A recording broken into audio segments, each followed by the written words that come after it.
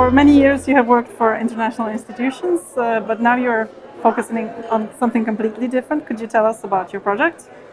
Yes, so I worked for 30 years with big international institutions as well as local governments. And then last year I sold my house. My wife and I sold our house and we bought a boat. It's an expedition sailing vessel. And now we are sailing around the world, visiting coastal communities and helping them with their climate adaptation work. Everything from local capacity building through to access to finance. And what kind of communities exactly are you visiting? So they're coastal, all the coastal communities, so we can get to them by the sea. And we work with everything from small communities. The smallest we've worked with has 127 people, up to big communities with more than a couple of 100,000 people. And so far we've worked in the North Atlantic and the Atlantic coast down to North Africa. And that's where we are currently. We're heading over to the Caribbean, where we work with the Caribbean islands for about 12 months. And then we are heading up into the Arctic to work with Arctic communities in 2025. Okay, could you give us some examples of climate adaptation work that these communities have been doing or they could do in the future? Yeah, sure. There's some good examples in Scotland where they're preventing coastal erosion by planting seagrass, and we call that kind of nature-based solutions. So these are relatively low-cost, low-tech solutions, but helps protect the coast from erosion when there's a storm event. There are other activities that the communities are doing, things like insulating their houses so that as winters and things change, they reduce the amount of energy they need to heat or cool. In Agadir, they're investing significant amounts in increasing the height of their port. So that will reduce the risk of inundation from sea level rise. What else? There's a lot of activities that communities want to do, but it's very difficult to get access to money. That's my next question. Yeah. What about the money? So the money is challenging for them. It's challenging for two reasons. One, because most of the communities have very low capacity, whether it's technical skill or they just don't have much time because they're either out, their jobs are fishing or they're working hard just to earn a living, so they don't have time in the evening to put into applications for funding. And the second reason is because there's not a lot of money being allocated to adaptation. Globally, only about 10% of climate finance is going to adaptation. So this is something that we're trying to work on, is increase the lobbying for more funding to go towards community-based adaptation action. At the moment, global climate finance is about 650 billion a year. That's everything from governments to private. And 50 billion a year is the adaptation angle only, so it's less than 10%.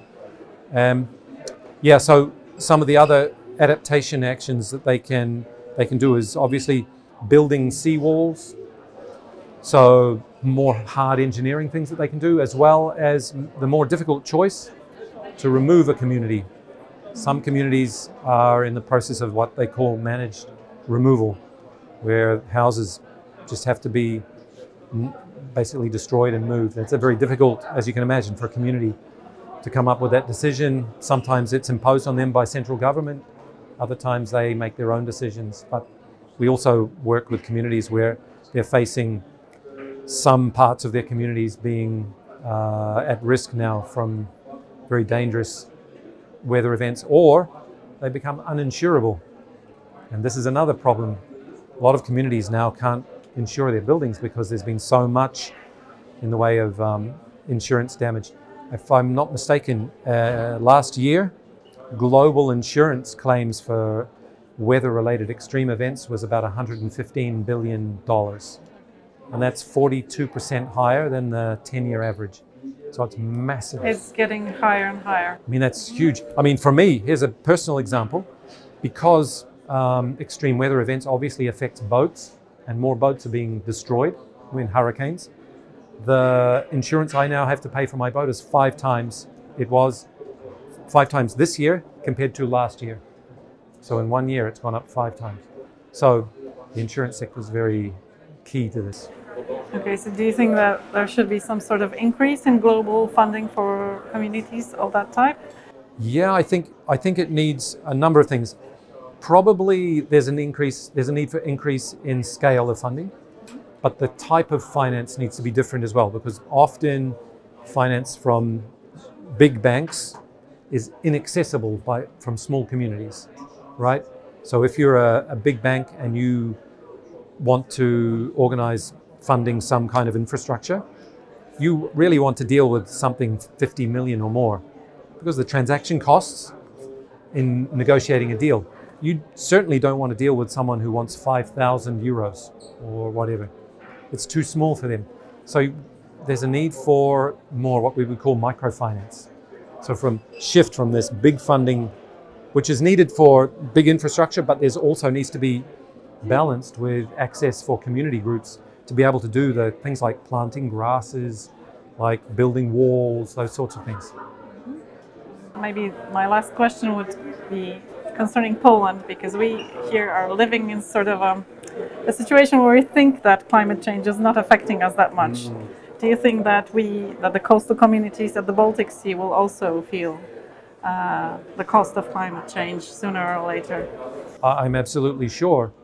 I mean, we don't know what the final sea level rise will be, but from my understanding of the science, we're already locked in to about 0.5 meter of sea level rise by 2050. And 0.5 meter of sea level rise is going to affect all of the Baltic Sea communities for sure. And that's going to mean, loss of properties, loss of life, loss of ability to insure, loss of arable land. It's going to affect things like the salinity of water tables. It's going to have a massive impact. Yes. So we should think about it now. That's what we're trying to encourage communities and governments to do, is to think about it now and plan ahead. As difficult as that is when you're in an election cycle, right, where politicians come in and they have to make short-term decisions for the next, what's the election cycle here, 3 or 5 years? 4. 4 years. Mm-hmm. It's a very difficult thing in the political system. We just had an election right now. I hear you're still trying to set the government up. Yes, yes. My country in New Zealand is the same. So, it's difficult because this time constraint, and climate change is a long-term, multi-generational thing. Okay, thank you very much. You're welcome. Good to be here.